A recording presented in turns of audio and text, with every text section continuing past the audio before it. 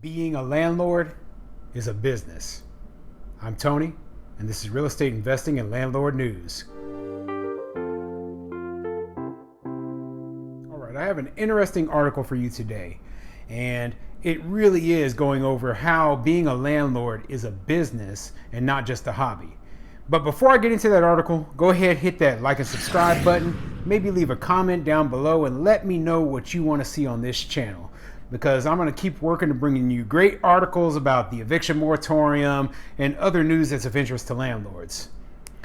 So this is a little bit different than what I normally cover, and it really is talking about how the rental properties thing is a business, okay? It is not a hobby, okay? And that's actually the name of the article.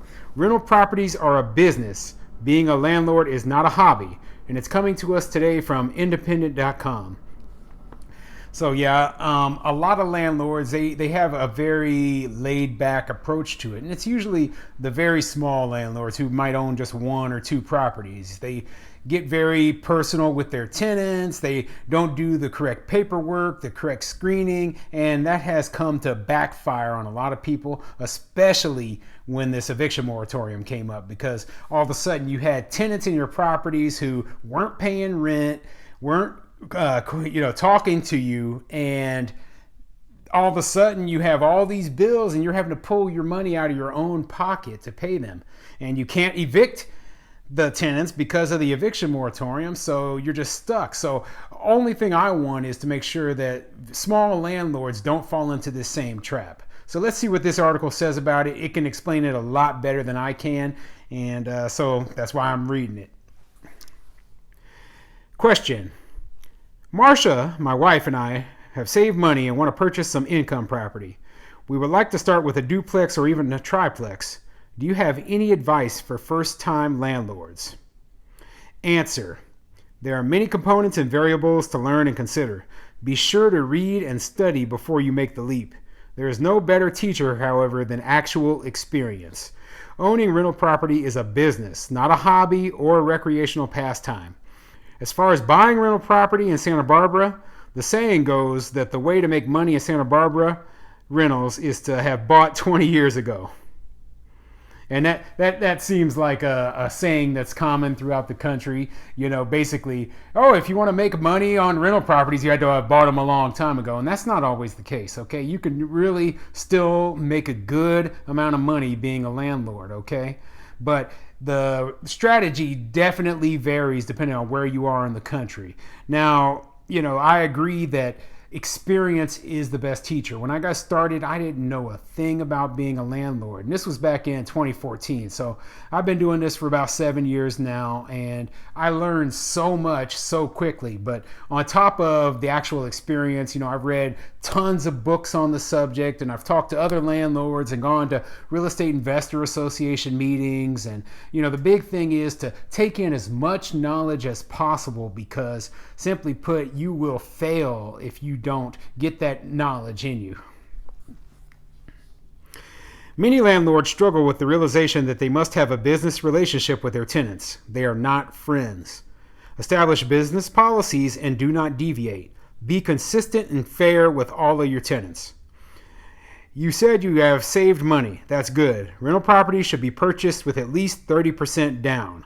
Not only will a lender require a substantial down payment, but this is a good idea from a business standpoint.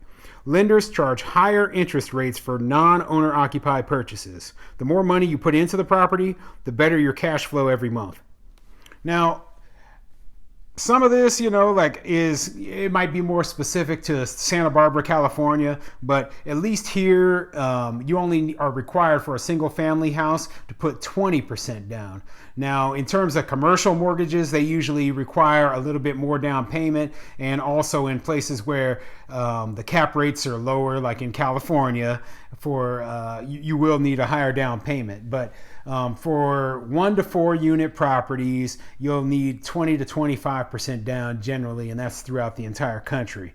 Now, in my opinion, and from what I've seen, lenders, they do charge about 1% higher interest rate for non-owner occupied homes. So yeah, that's pretty accurate as well. You can't be friends with your tenants, but you can have mutual respect with them for them, And so, that's the best way to treat your tenant. Don't get all, I wouldn't even suggest renting to friends or family just for that reason. Okay, because if you get too close to your tenants, then you're not going to be able to, do the things necessary to make money. Speaking of cash flow, before you purchase a property, calculate all your margins and expenses. Expenses can be remembered as TIMMUR. That is taxes, insurance, management, maintenance, utilities, and repairs. That's pretty good. I've never heard that acronym before. Expenses should not be more than 50% of your gross operating income. If your rental market survey shows a potential rent of $3,000, expect to pay $1,500 in expenses. Even if you manage the property yourself, as many first-time landlords do, factor in the cost of paying yourself. That's a smart move. So I manage my properties myself. I still factor in the cost of, if I was to use property management, would this still be a good deal? Because eventually my goal is to have all of my properties on property management. I mean, what happens if I want to move out of Omaha one day? I'm going to have to put it on property management. And if my properties don't cash flow, if I do that, then these aren't good deals at all. So yeah, I definitely agree with that. Find a good location. This includes researching crime stats in the area, the school districts, employment growth, and convenience to parks, restaurants, and shopping. I strongly advise against buying a fixer or vintage property. Repairs and maintenance will cost you. I disagree with that. So the people who know me know that I love old properties. Okay, I have one house that was built in I have two houses that were built in 1900, the year 1900, and I have one house built in 1920. And all of the houses are in great shape. I haven't had any major issues with them. And the big thing is you just have to factor in the fact that when you purchase it, that you're going to have to do some repairs and maybe a little bit more maintenance. But if you have all the major systems taken care of, which would be like the roof, the plumbing, the electrical, then you don't have anything to worry about in these places. And a lot of them are actually built better than the newer construction places. So yeah, I think that buying older homes is okay, but don't get caught up in trying to restore it to the exact way it looked in 1920, unless of course that is, what your market demands. Here's a cautionary tale of first-time landlords. A Santa Barbara couple purchased a fourplex in Santa Maria during the rising market of mid-2000.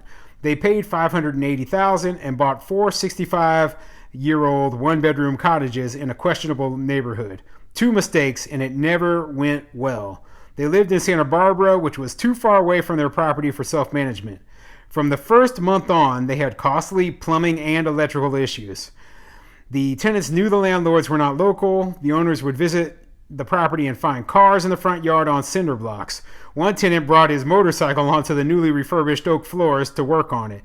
Another tenant painted the inside of her cottage black with enamel paint. The police were on a first-name basis with the owners. After years and much money spent in repairs and maintenance, they were happy to sell the property for $560,000. They learned that being a landlord is a difficult business.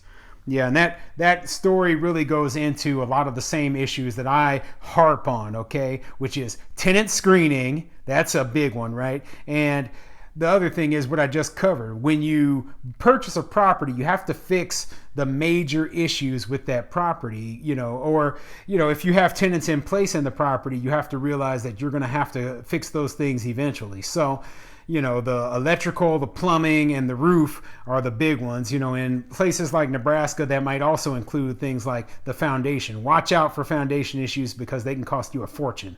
But yeah, watch out for these issues, and if you do, you can have a successful first-time landlord experience, but don't be afraid at the same time.